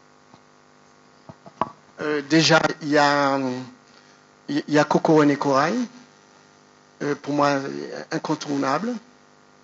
Il y a Thierry Jarin, pour moi incontournable. Et là, on va faire un grand saut, parce qu'il y a un artiste américain que j'adore qui s'appelle Donald Judd. J'adore ses installations. Que je sois arrivé à New York, j'ai vu ça, j'étais complètement... Il y a Saint Troubli. Et puis il y a l'incontournable Jean-Michel Basquiat, pour moi, qui a ouvert des portes incroyables. Il y a Victor Anissé, qui m'a fait aimer la terre, parce que j'ai fait de la céramique, malgré moi, Raymond Sinamal, qui m'a permis de... Mais tout ce que j'ai fait, c'est parce que j'ai vu des gens faire. J'ai tellement aimé ça que j'ai voulu faire. Quand j'ai vu une exposition de Victor Anissé, je me suis dit, je peux le faire. Je ne vais pas faire ça, mais je peux faire quelque chose comme ça. Alors j'ai été m'inscrire à l'atelier de Raymond Sinamal. J'ai vu mon fils, ouais, je fais vraiment des parallèles incroyables. Mon fils, un jour, est en train de travailler sur son ordinateur. Mon fils a 7 ans. Et puis, je vois qu'il fait des images, tout ça. Alors, je dis, est-ce que tu peux m'écrire tout ça? Il me dit, ah non, papa, je ne peux pas faire ça. Hein. Il faut le faire toi-même. Alors, je dis, mais tu peux pas me... Il me dit, non, tes trucs, tu le fais toi-même. Alors, le matin, j'ai été acheter l'ordinateur d'occasion et j'ai essayé. Il y a Raymond Michigan, qui est un frère de combat, qui m'expliquait certaines choses. Alors, un jour, j'ai planté la machine complètement. Il m'a initié à Photoshop, j'ai fait une image. Et puis, normalement, l'image, il m'a dit 10%, mais je n'ai pas tenu compte des 10%. Et je voulais faire une image 1 mètre sur 3 mètres. Et donc, j'ai mis 1 mètre sur 3 mètres. Et puis, au lieu de mettre 300 dpi, j'ai mis 3000 dpi. Et là, j'ai planté la machine, tout ça. Et après, quand je me suis trompé, tout ça, après, j'ai su faire une image. Mais à chaque fois que j'ai fait quelque chose artistiquement, c'est parce que j'ai vu quelqu'un le faire. Et je me suis dit, si je mets l'énergie qu'il faut, je peux le faire. Et c'est comme ça. Et puis, il y a un artiste incontournable pour moi qui me touche profondément. C'est Morellet. Morellet, avec ses lampes, tout ça, avec les lumières, les compositions qu'il arrive à faire avec ça. J'essaie de trouver cette lumière. Quand je fais, exemple, quand je fais du pochoir, je mets une musique, exemple, ça peut être Wagner, ça peut être Miles Davis, ça peut être Chick Corea, tout ça, et je mets des taches de couleur, et je me dis, pense à l'exposition, pense à une image de tel artiste, tout ça, et puis je vais dans mon délire, tu vois. Et quand j'ai fini la composition, la couleur, à ce moment-là, comme j'ai fait des découpes, j'ai des chutes de papier, je fais du pochoir. Et je suis resté plus de 11 ans sans faire de pochoir. Et dans la déconstruction, je me rends compte que le pochoir, ce que j'ai appris avec Luc Marley, recompose l'espace, recompose ce que j'ai déchiré, recompose tout ça. Et donc, je travaille avec ça. Mais je pense que s'il y a un artiste qui m'a beaucoup, beaucoup marqué, le plus, c'est Coco Wané Corail et puis Donald Jude. Ah, sans oublier Marcel Duchamp. Oui, effectivement, hein, c'était un oubli qui aurait été problématique. Alors sinon, on connaît également ton implication dans l'organisation d'événements. Tu as cité tout à l'heure le marché de l'art contemporain du Marin. Dans ton travail de valorisation de l'art, dans ton travail de sensibilisation de la jeunesse à l'art. On sait aussi que tu as l'origine de 3 galeries en Martinique. Il y a eu la galerie Art Neuf, Showroom et puis Odyssette. Et il y a chez toi, je trouve, et je vais utiliser un mot, je ne sais pas si ce mot va te convenir, il y a chez toi, je trouve, une sorte de militantisme de l'art et qui existe depuis très très très longtemps. Et je voudrais savoir qu'est-ce qui t'anime, qu'est-ce qui te pousse à faire tout ça et à t'engager, pas seulement en tant qu'artiste, mais aussi en tant qu'individu dans ce domaine-là. Mon militantisme vient par rapport à toutes les fréquentations que j'ai eues avant. Parce que si j'ai pu faire de la peinture, c'est grâce à toutes les rencontres, la plupart des rencontres que j'ai faites. Et puis, j'avais une certaine forme d'audace. Et puis, j'avais ce côté où je voulais rassembler du monde autour de moi pour montrer le travail des autres, mais en même temps montrer mon travail. Parce que comme la Martinique, il n'y avait pas de lieu pour montrer son travail. Et quand j'allais voir des partenaires, des entreprises, ils me disaient, oui, mais Abdou Faye, tu es seul, on va pas mettre 800 € sur toi. Mais s'il y a plusieurs artistes, on va mettre 2000 €, 3000 €. Et donc, ça m'a poussé au commencement de faire des propositions aux artistes. Et comme les artistes me faisaient confiance, et là, on a commencé à faire des événements. Et donc, c'est un des premiers événements qu'on a fait qui était vraiment sympa, qui était Tazar. Et donc, Christian Bertin venait de sortir de Mâcon. Et là, il a fait une installation qui s'appelait Les Prix Dieu. Et donc, je l'avais mis président, comment j'avais appelé ça, président d'honneur de la manifestation. Et à chaque fois, on faisait des événements parce qu'il y avait des entreprises qui nous donnaient de l'argent. Mais si j'allais, moi, en tant qu'Abda Faye, voir une entreprise et demander l'argent pour une manifestation à moi, ils me disent, bon, mais Abda Faye, on te voit partout. Parce qu'à l'époque, j'avais décidé, pour me faire connaître, il fallait que je fasse 34 expositions dans l'année. Ça veut dire que je devais faire une exposition dans chaque commune. Et donc, dès que j'avais terminé cette commune-là, j'allais faire une autre.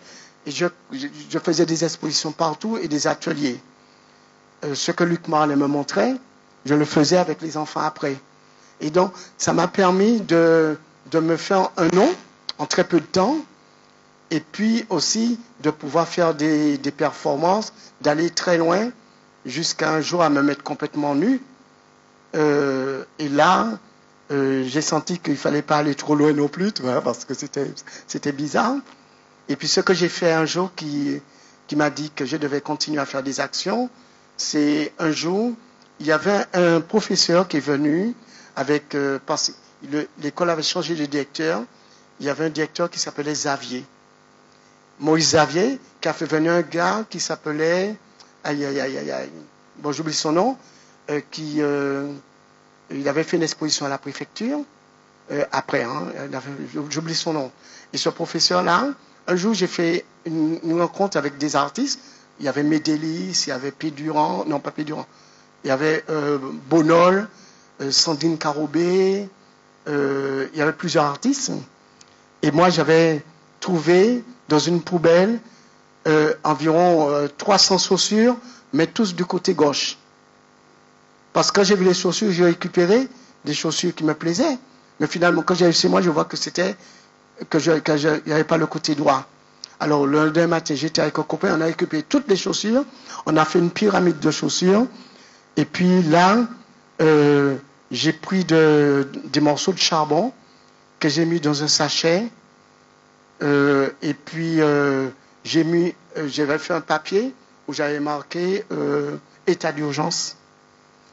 Et je vendais le charbon dans le sachet de farine, le blanc et le noir, tu vois, je le vendais 100 €.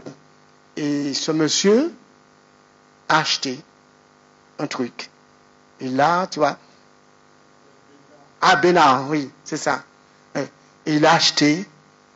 Et là, tous les artistes qui étaient à côté de moi, ils m'ont dit, ah non, Abda Faye, c'est pas sérieux. La peinture est trop sérieux pour faire des conneries comme ça. Médélis était très remonté. Et puis, Wakad Bonol, il a enlevé sa toile à la fin du vernissage. Il a dit, ah non, il ne faut pas exagérer, tout ça, etc. Et puis, à partir de là, j'ai commencé à délirer comme ça. Et après, de plus en plus, dans la pratique, ça devient, on se performe, on fait attention, on réfléchit mieux, on fait des partitions, on fait des recherches, et là, ça devient quelque chose de plus sérieux. Mais au commencement, je faisais ça vraiment avec ma liberté. Bon, ce que je peux dire maintenant, c'est que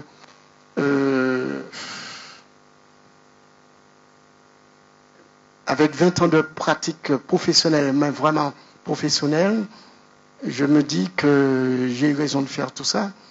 Et puis après, il y a, je vais voir Aimé Césaire. Non, voilà. Il y a un syndicat. Nous sommes en train de monter un syndicat des artistes. Et au moment que je viens de la réunion, on me dit, j'entends que Hamid ne peut pas faire partie du syndicat parce qu'il n'est pas martiniquais. Et moi, ça m'a dérangé. J'ai dit, comment Hamid est en Martinique, ça fait longtemps qu'il est en Martinique, pour les Martinique. Et donc, moi qui ne sais pas tenir ma bouche, je vais dire ça à Hamid. Il dit, Hamid, tu sais, il y a un truc, tu ne peux pas faire partie du syndicat. Il me dit, ah non, il me dit, et puis après, moi je dis, je ne vais pas faire partie de ce syndicat-là. Et puis, donc moi, avec ma grande gueule, j'appelle, à l'époque c'était RFO, il y avait un autre nom, j'appelle, j'ai dit, voilà, il y a un syndicat qui est en train de se monter, mais ils ne veulent pas des gens qui ne sont pas nés en Martinique. Et donc, ça fait une polémique. Et donc, après, il y a Catherine Césaire, Catherine Césaire et Louis Larouché qui me moleste verbalement, qui me dit, mais comment tu peux dire un truc comme ça? On avait émis l'idée, mais on n'a pas décidé. Et donc, ce qui se passe, ce syndicat est mort aussi, hein, après. Il est mort, et puis c'est sous le Nantilla que je vois qu'il y a un petit communiqué qui dit Abda Faye, Jean Alerte Crépin, ne fait plus partie du syndicat des plasticiens martiniquais. Alors là, je dis, waouh, c'est super. Je vois Hamid, je dis, Hamid, finalement, ce que tu avais dit, c'était pas une erreur, parce qu'on regarde ce qui est marqué. Et puis, bon, après, ça passe, tout ça. Et donc, je me retrouve un peu isolé. Et là, je vais voir Aimé Césaire, et puis après, avant ça, je fais une lettre ouverte à Aimé Césaire, en disant qu'il est un poète, il est ceci, etc. Il a mis la culture à la portée de tous, etc. Mais les artistes sont en train de souffrir, sont en train de mourir, tout ça, de trucs comme ça. Je fais cette lettre ouverte sous Antilla, sous Naïf, et puis il y a de grandes maisons qui arrivent à lire ce truc-là, qui m'appellent, qui m'engueulent, qui me disent, mais tu te prends pour qui? Mettre le nom d'Aimé Césaire dans un torchon, tout ça, des trucs comme ça, etc. Et puis, je dis, donnez-moi un rendez-vous avec le maire, et je vais l'expliquer pourquoi j'ai fait ma lettre ouverte. Alors finalement, j'arrive au bureau, et le maire me dit, alors, monsieur Alerte, vous venez pas me voir directement, vous marquez n'importe quoi. Elle me dit, mais et après il sort au point, il dit, n'importe quoi, c'est déjà un début de quelque chose. Qu'est-ce que je peux faire pour vous? Alors je lui dis, au CERMAC, en bas, il y a un parking, ça ne sert à rien, il y a la salle de danse en haut, je voulais montrer une galerie là. Il me dit, la ville n'a pas d'argent, on ne pourra pas vous aider. Moi j'ai dit, le seul truc, vous me mettez 2 ouvriers de la ville, je trouve les partenaires qui achètent les contreplaqués, tout ça, et je vous appelle. Finalement, j'appelle plusieurs partenaires, dont M. Bernard Ayotte. Je lui dis pas quel projet que j'ai, je lui dis que j'ai besoin de contreplaqué pour faire un truc artistique. Alors il me dit, nous n'avons pas d'argent, mais je vais appeler un collègue, combien de contreplaqués que vous avez besoin? Je lui dis que j'ai besoin de 70 contreplaqués. Il me dit, ah non, je ne pourrais pas donner 70, mais je pourrais donner 40. Alors finalement, on prend ces contreplaqués, on a un partenaire financier qui était Espace Contemporain qui nous donne de l'argent, on achète du bois. On va voir le coiffeur qui nous donne 300 francs à l'époque. Et finalement, on monte un espace d'art.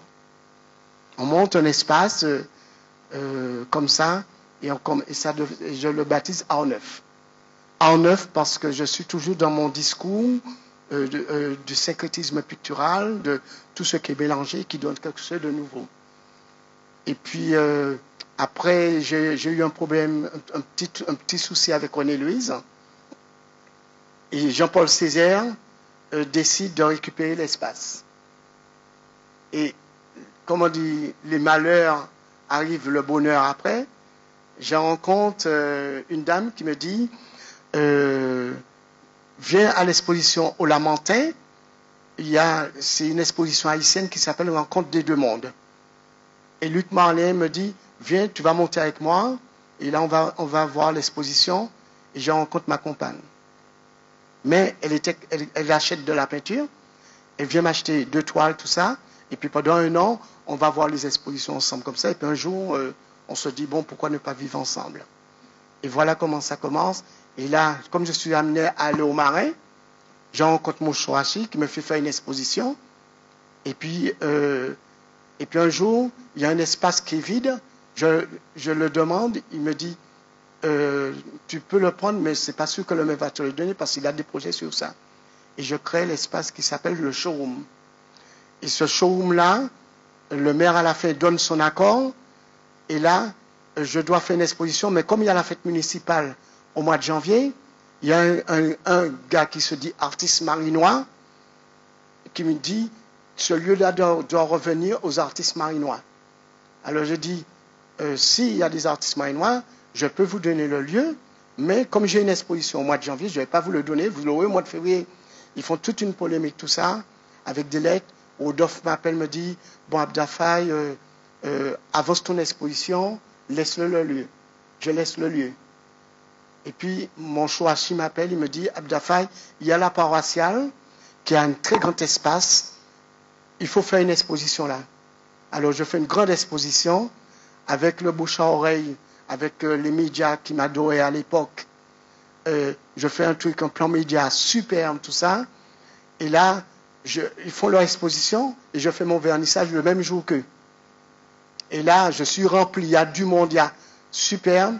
Et après, les mecs commencent à dire, ah ouais, quelqu'un qui n'est pas du marin, fait le beau avec l'accord du maire, fait des trucs comme ça, les opposants du maire, tout ça. Et puis mon Chouachi me voit et me dit, bon, voilà ce qui se passe. Quand je fais le festival, il y a des polémiques. C'est des polémiques qui vont amener des trucs. Il faut faire un projet qui va mettre de l'art partout. L'art en tout partout. Et c'est là que vient l'idée du marché de l'art contemporain. C'est comme ça, c'est parti. Et après, le marché de l'art contemporain fait tout son truc. Je me trouve en problème avec Rodolphe Désiré parce qu'il me présente un gars, soi-disant qui est un enfant du pays, qui fait le retour au pays natal, et qu'il faut l'apprendre, qu'il a besoin de travailler, mais c'est après que tous les péripéties, j'arrive à savoir que c'est le fils de Duverger. Alors, pour le dernier marché d'art contemporain, normalement, il devait travailler avec moi. Je lui donne des instructions, parce que quand je fais un projet comme ça, j'ai un grand tableau qui est marqué de décembre à telle date, il y a telle chose. À partir de février, il faut envoyer le dossier. Et donc, je le mets sur un projet de faire venir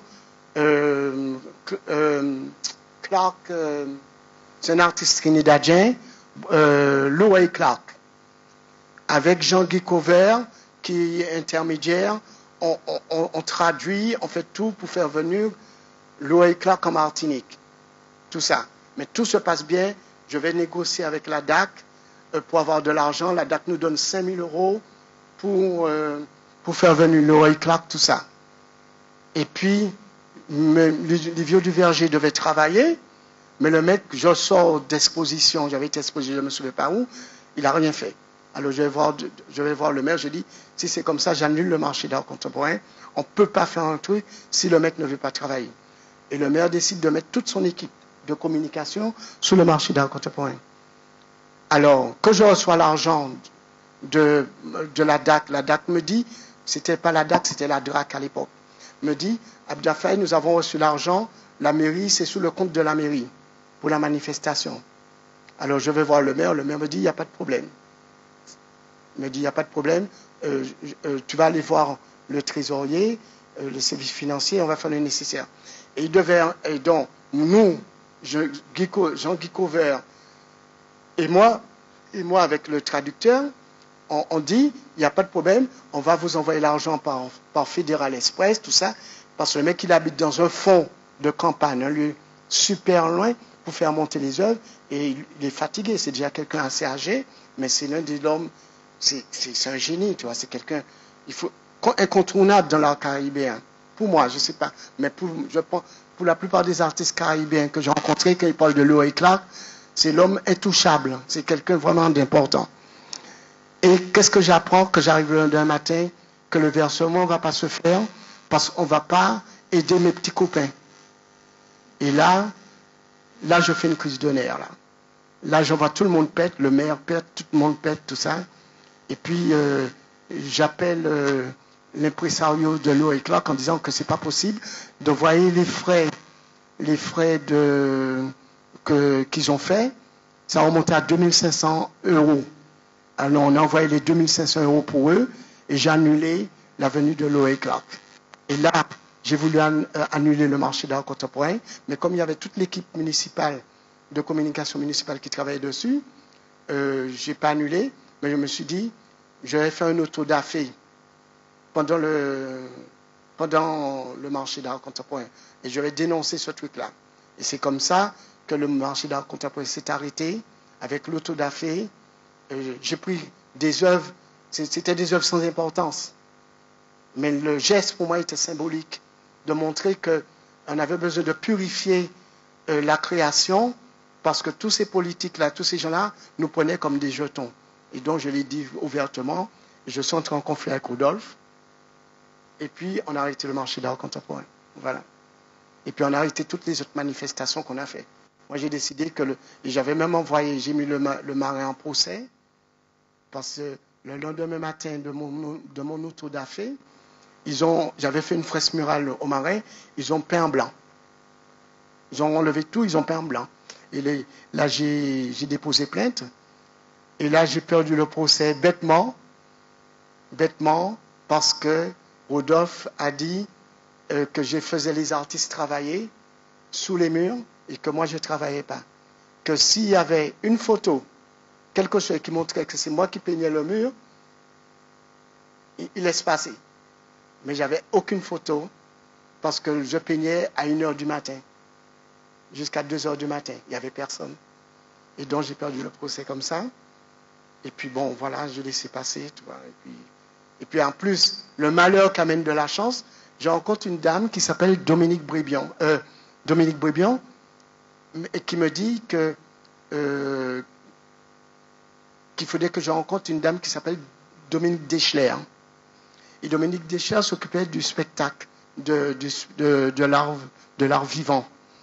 Et là, je rencontre cette dame qui me dit, bon voilà, vous êtes plasticien, et on m'a dit que vous faites des performances. Alors je dis non, je ne fais pas de performance, je fais des actions. Elle me dit, ah c'est la même chose, hein. Bon, vous n'allez pas commencer, tout ça. S'il y a des gens qui ont connu Dominique Deschler, elle sait comment elle était. Et elle dit, il y a une formation à Besançon, ce serait bien que vous candidatez. Et c'est là que je prépare le dossier, et je suis pris pour le DU en performance danse. Et là, quand j'arrive là, je me retrouve pendant 2 ans avec des jeunes, tout ça, tu vois, le PP avec tous ces jeunes-là, tout ça. Et donc je commence, ils ont beaucoup d'utopie, ils veulent révolutionner, ils veulent changer les choses. Et moi, avec l'expérience que j'ai, je regarde, je dis. Et donc, après les 2 ans, je présente le mémoire. Et de ce mémoire-là, je rencontre le directeur de l'école de ISBA, l'école d'art supérieur de Besançon. Et là, il me propose une résidence de 4 mois à l'école d'art. Et là, il me dit, mais ce serait bien qu'avec toute l'expérience que tu as, que tu fasses une VAE, valorisation des acquis par l'alternance. Et là, je dis, pourquoi pas? Il me dit, c'est pas pour avoir, même si tu as le diplôme, tu t'en fous, mais c'est bien que tu puisses avoir cette chose-là, parce que, et donc, finalement, je passe la valorisation avec une exposition, les installations, et pendant 4 mois, j'ai travaillé à l'école le soir, quand tous les élèves partent. C'est moi j'ai tous les ateliers de gravure, ateliers de peinture, ateliers de céramique, tout ça. Et donc, je fais beaucoup de choses, et je monte l'exposition dans l'esprit de la VAE. Et voilà comment, finalement, je présente... Je commence à parler du parcours artistique, tout ça, etc., pour arriver à ça, pour aller au moment où je dois passer l'examen, avec une installation, avec une performance et avec ce document. Voilà. Où je montre comment la progression, comment j'ai su, au fur et à mesure, m'améliorer, essayer d'aller de plus en plus loin, que ce soit au niveau de la réflexion, que ce soit au niveau du graphisme. Voilà un peu, et ça se passe en 2014 et 2015. Je reviens ici, et là, fantastique. J'ai une envie comme j'ai tellement performé à Besançon, tout ça, j'ai envie de faire des performances, alors je ne m'arrête pas, je fais. Voilà. Merci beaucoup, Abda Faye. J'avais quelques questions supplémentaires, mais je vais les garder pour une prochaine fois parce que il nous reste une trentaine de minutes pour une discussion avec le public. Alors, Cette discussion avec Abda Faye, j'espère, a suscité chez vous bien peut-être quelques questions, quelques remarques. Et donc je prête le micro à qui souhaite le prendre. Bien, alors je vais prendre ma plaisanterie habituelle. Puisqu'il n'y a pas de première question, on passe directement à la seconde question. Alors, seconde question, qui souhaite intervenir? Voilà, merci Lise. Je suis désolée, c'est très anecdotique, mais dans les photos que tu nous as présentées, il y a des compositions à partir de fruits et de légumes. Et je voulais savoir quelle était cette expérience dont tu ne nous as pas parlé. Voilà.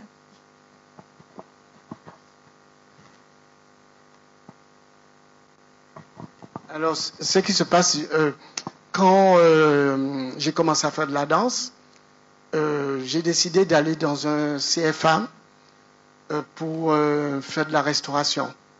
Et donc, j'ai appris mon métier normalement chez chef de rang. Je suis diplômé en tant que chef de rang au niveau de la restauration. Et là, quand on fait ces formations-là, je l'ai fait pendant 3 ans. Et c'est pourquoi j'ai travaillé au Balafon, qui était le premier jazz club de Martinique. Et puis aussi, on faisait de la cuisine africaine. Et puis quand j'étais au Sénégal, j'ai appris à faire la cuisine aussi, des cuisines africaines, de l'Afrique de l'Ouest. Et puis, la cuisine, ça a toujours été mon dada parce que ça nous a permis à survivre. Parce que n'oublions pas que moi, je viens des quartiers populaires. Mes 2 parents travaillaient et nous étions 4 garçons, une fille. Et ma mère, comme elle ne voulait pas de macho à la maison, elle apprenait tout le monde à faire le même plat. Ça veut dire qu'elle rassemblait tout le monde. Et comme si elle faisait, exemple, un colombo de poulet, elle montrait à tout le monde comment faire. Et quand elle n'était pas là, on n'avait pas besoin d'attendre qu'elle puisse venir, on faisait la nourriture. Exemple, après, il y a le moment des budgets, elle nous donnait chaque semaine, on avait un budget pour que quelqu'un puisse faire la cuisine pour tout le monde. Et donc, moi, comme je suis un peu, comment dire, économe, je ne vais pas dire radin, tu vois. Comme je suis un peu économe, alors, exemple, la rivière n'était pas encore polluée. Je voyais mes frères pêcher du poisson dans la rivière. Et on prenait des épinards et on allait à la cour Fouillapin. Parce que la cour Fouillapin, maintenant, c'est des trucs de sport. Mais à l'époque, c'était un champ de Fouillapin. Et là, il y avait beaucoup d'arbres à pain. Et donc, on prenait des fruits à pain. Et c'est là que j'ai appris à faire des coquettes de fruits à pain, des gâteaux de fruits à pain, des tartes. Et on faisait des tartes avec tout. C'est-à-dire que la Martinique, nous avons une chance incroyable. C'est que tous nos légumes, on peut le faire en confiture, on peut le faire en légumes et on peut le faire en salade. Et exemple, les fruits, le matin, comme on était obligé mes parents voulaient que quand on partait le matin, que tout le monde ait mangé. Alors, comme il nous restait du fruit à pain, des patates douces, il nous restait parfois, alors on faisait griller le fruit à pain, on fait sur un petit truc qu'on avait, tu vois, les patates douces, on le coupait en tranches et on coupait des tranches d'orange. On faisait des décorations et tout le monde mangeait parce que c'était bien présenté, tout ça, tout le monde mangeait. Et on ne se rendait pas compte que c'était le fruit à pain de la veille qu'on a mangé. Et tout ça, grâce à ma mère, tu vois, elle nous a appris à faire la cuisine. Et donc, pour moi, la cuisine, c'est une forme d'art et donc je fais des performances culinaires. Quand, exemple, à Santiago de Cuba, j'ai fait une performance culinaire. À Isba, j'ai fait une performance culinaire. Et ce que j'ai beaucoup aimé à Ducos, dans l'école Lecta, j'étais en résidence pendant 4 mois à Lecta. Et à la fin de l'exposition, comme c'est un truc d'agriculture, pour valoriser ce que les élèves avaient fait, on avait fait une performance culinaire avec les légumes que les élèves avaient fait. C'est-à-dire, on avait fait les patates douces, on avait fait purée de patates douces, soufflé de patates douces, des chips de patates douces, gratin de patates douces, gâteau de patates douces, sorbet de patates douces. Et puis à la fin, on avait fait un chocolat et avec des piments végétariens.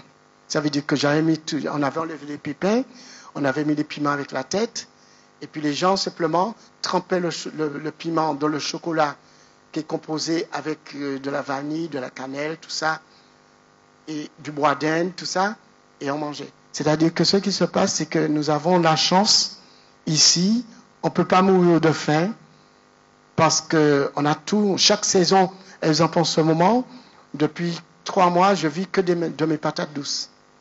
Parce que j'ai planté des patates douces, j'ai planté un blanc, et de l'autre côté, j'ai planté des violettes, et là, j'ai la confiture, tout ça, etc. Et quand les invités arrivent, je leur donne des patates douces, avec du poisson que je prends chez le pêcheur, tout ça. Mais c'est ma mère qui nous a montré comment faire la cuisine, et j'ai eu beaucoup de chance. Il y avait un copain qui avait un restaurant Madjamafal, qui est un percussionniste, qui m'a montré à faire des spécialités du Sénégal et des spécialités macrobiotiques. Et aussi, ma tante adoptive au Sénégal m'a montré à faire les plats, même si tous les mecs se moquaient de moi. Tu vois. Voilà.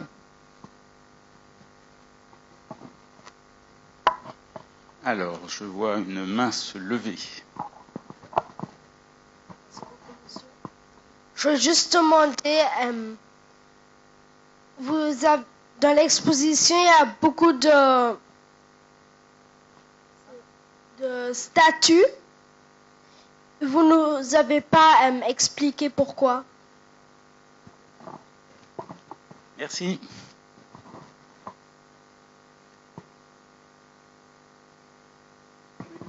Ce qui se passe au niveau des statuts, ça veut dire que il y a eu beaucoup d'événements qui s'est fait en Martinique pendant le Covid, et dont il y a des groupes de jeunes qui avaient cassé les statues, tout ça, etc. Et moi, j'avais très mal pris ça à ma façon. Je me dis, on ne casse pas des œuvres d'art, parce qu'assez souvent, les gens aiment toujours mettre l'artiste à la place de l'œuvre d'art, et que l'artiste crée quelque chose dans une dimension artistique. Après la représentation, elle représente ce qu'elle veut, mais ce n'est pas directement... c'est que je ne mélange pas la politique directement avec ça. Et donc, ce qui se passe, j'avais fait des photos des statues cassées et tout ça, et donc j'ai une très belle installation que je dois faire très bientôt avec Joséphine de Beauharnais. Dans les photos que vous avez vues, il y a un endroit où il y a des grosses pierres dans un traîneau. Et donc, c'est cette installation-là que je voudrais faire, mais parce que la statue de Joséphine de Beauharnais se trouve à la DAC, derrière la DAC, dans un conteneur. Et donc, j'ai eu l'autorisation, tout ça, que je pourrais faire quelque chose avec. Et donc, je voulais faire cette installation avec. Mais ce qui se passe, c'était pour moi important, pour moi, de marquer ce moment-là à travers des images, comme la problématique de Schellcher, la statue de Schellcher et la statue de Joséphine de Beauharnais. C'est-à-dire que je peux comprendre beaucoup de choses, mais il y a des choses que je ne comprends pas, et que symboliquement, même si il y a des revendications qui sont ce qu'elles sont, hein, mais qu'on casse quelque chose, on le remplace. Ils ne l'ont pas remplacé. Ils n'ont jamais su remplacer parce qu'ils n'ont pas pensé à leur action. Ils ont fait ça d'une façon spontanée. Quand moi j'étais jeune, je faisais des trucs spontanés sans réfléchir. Elles ont fait la même chose. Et donc, c'était une façon d'avoir un clin d'œil sur moi-même, d'avoir un clin d'œil sur cette jeunesse-là, qui, dans mon discours un peu utopique, je me dis que les Martiniquais devaient être conscients déjà qu'ils sont Martiniquais. Et donc, j'ai fait ces statues, j'ai fait ces images, c'est des photos numériques. C'est quelque chose qui est fait sous le vif, sous la déception, sur le questionnement. Il n'y a aucun discours politique derrière. C'est vraiment... c'était... comment je pourrais dire? J'ai été bousculé par moi-même, tu vois, de voir l'action de ces jeunes-là, qui... j'ai pas d'opinion dessus, même si après j'ai fait des chroniques assez dures par rapport à eux. Mais comme on dit, chaque jeunesse amène sa révolution. Voilà.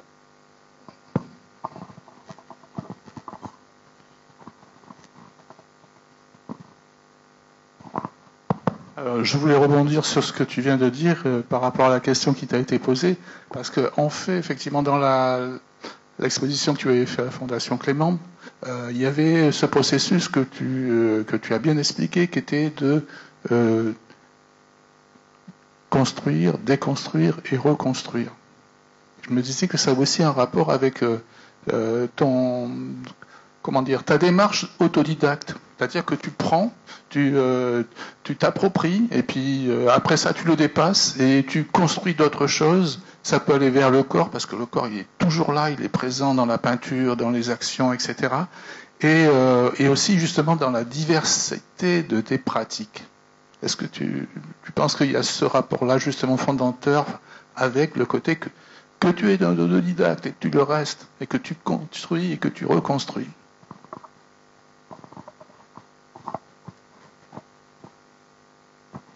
Je pense que c'est quelque chose que j'ai depuis l'enfance. Parce que n'oublions pas que l'endroit que j'habitais à Trinel, à Canal-Trinel, c'était une maison en bois, quelques tôles, terre battue, avec des feuilles de France-Antilles. On avait un truc garde-manger qui était fait à base de métal comme un cage de poule. Et quand ça s'abîmait, tout de suite, mon père le déconstruisait, refaisait autre chose. Et après qu'on était obligé de déconstruire la maison qu'on avait avec des feuilles de tôle, le reconstruire à Grosse Roche en mieux.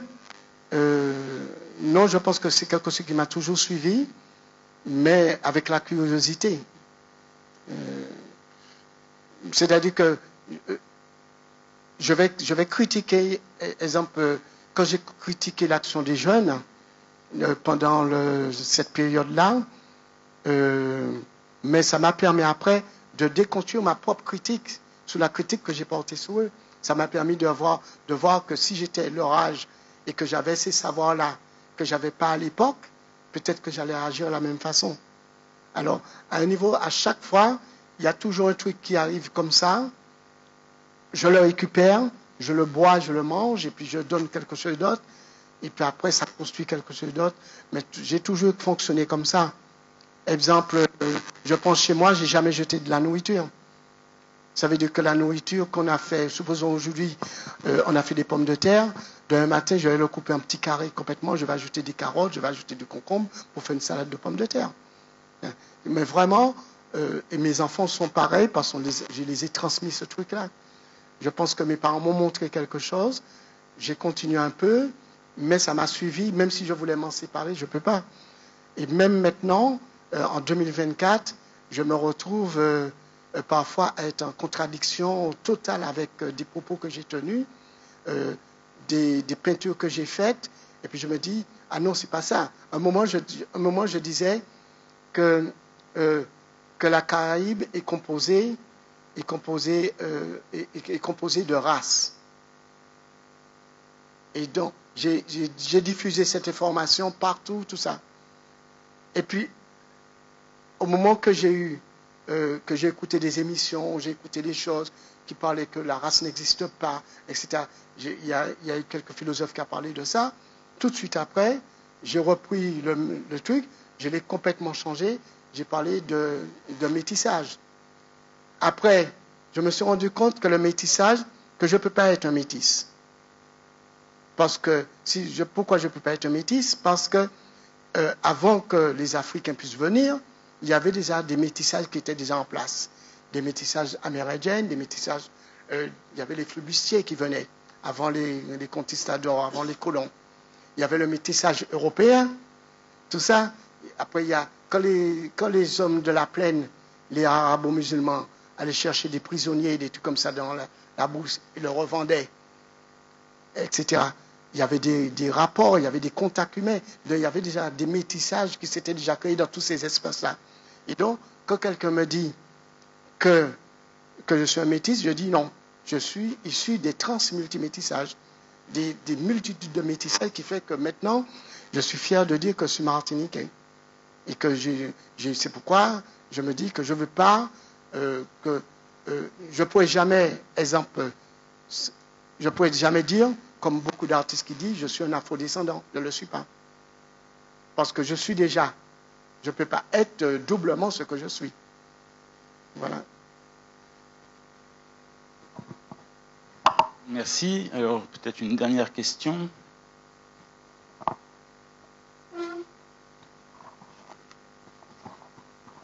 Alors, bonsoir à tout le monde. Bel bonsoir à Abda Faye. Je suis content de nous parler au soir. Hein? Il y a un moment nous parlons et je me sens déconcerté à t'entendre parler de toi comme ça. Bon, pour ça, je me sens beaucoup moins provocateur. Pas écouter ça, mon cas dire, hein? Je me déconcerté. Oui, c'est vrai, je me sens déconcerté. Je me dis, mais comment vous pouvez être aussi courageux, aussi tenace, aussi persévérant à créer dans ce pays que tu dis ne pas être un pays, hein?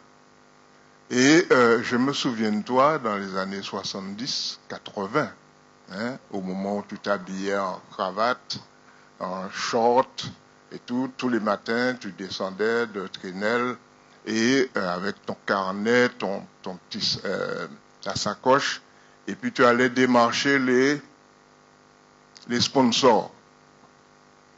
Alors je disais, mais ça, c'est fou, ça, il y a aller derrière ce bout de la main de l'argent comme ça et tout. Et puis je vais très vite, je vois ton parcours là aujourd'hui, où toujours là, tu n'as jamais arrêté. Tu n'as jamais fait de pause. Tu as toujours continué. Alors peut-être parce que tu es autodidacte et que tu ne te perds pas ton temps à réfléchir sur ce qu'est un artiste, pourquoi il est artiste, etc., à t'insérer dans la société, à faire de la théorie et tout comme nous, et comme moi. Et moi, je me suis dit, bon, ça y est, là, ça suffit. Je pose les pinceaux, je mets tout ça en sommeil, et puis je fais un retour à la terre-mère. Bon. Mais toi, tu n'as jamais arrêté. Et pas seulement toi, d'autres m'ont dit, mais vraiment, vous êtes courageux. Hein? Où est-ce que vous prenez ce courage-là? Comment faites-vous et comment tu fais pour que je t'entende dire, là maintenant, je déconstruis pour reconstruire. Et reconstruire quoi? Et pourquoi faire? Alors c'est une question que je ne devrais pas te poser parce que toi, tu fais. Point. D'accord? Voilà, donc je ne voulais pas repartir sans en tout cas te rendre cet hommage, hein, même si je suis déconcerté, hein, même si vous avouez la boue les moins, mais vraiment je vous trouve courageux, je vous félicite, je vous tire mon chapeau. Voilà, merci.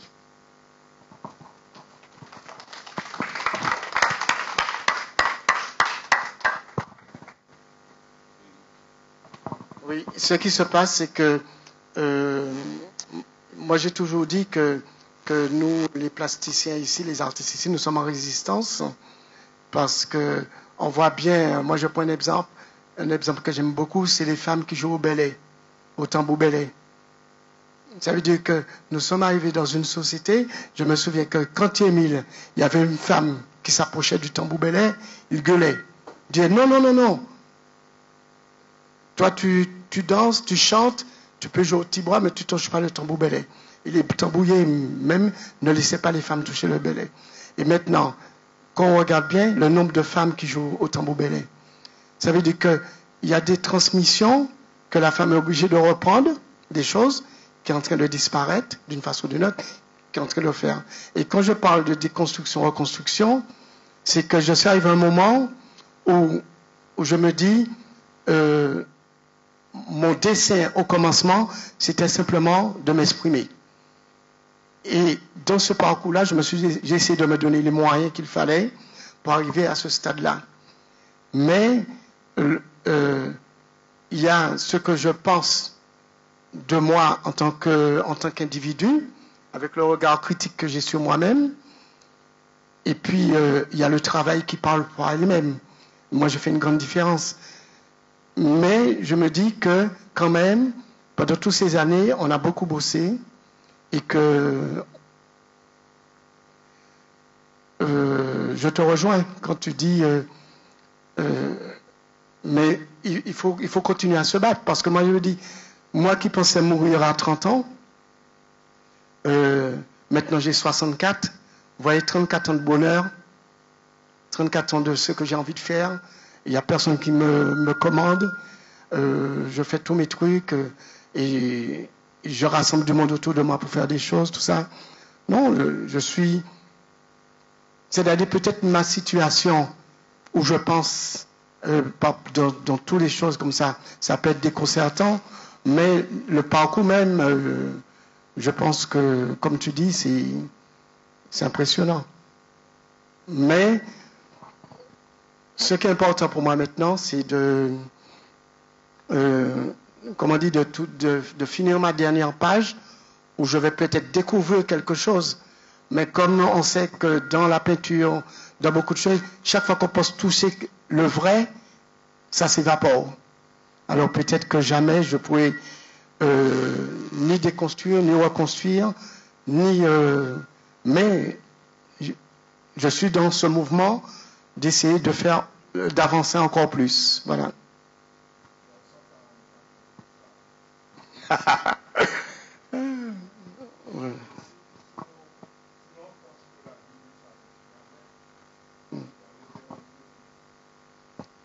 Merci.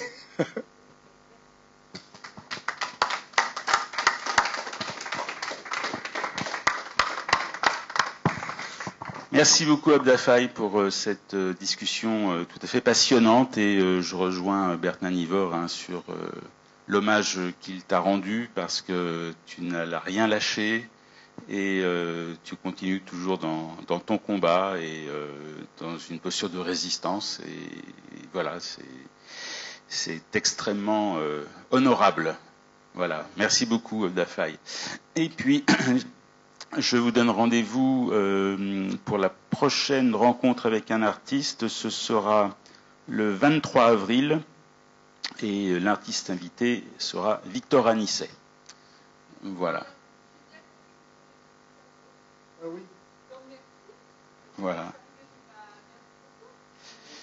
Merci de la part du public à Abda Faye pour effectivement pour ce cadeau. Voilà.